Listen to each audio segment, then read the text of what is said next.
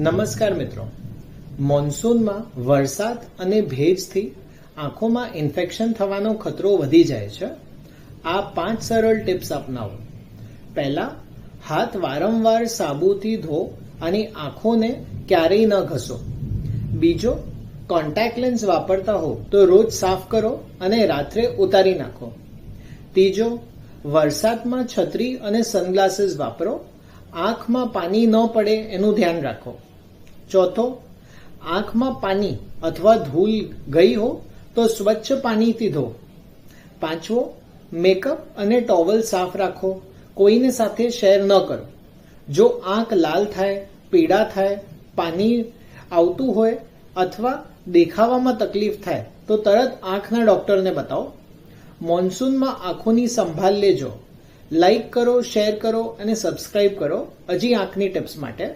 ધન્યવાદ.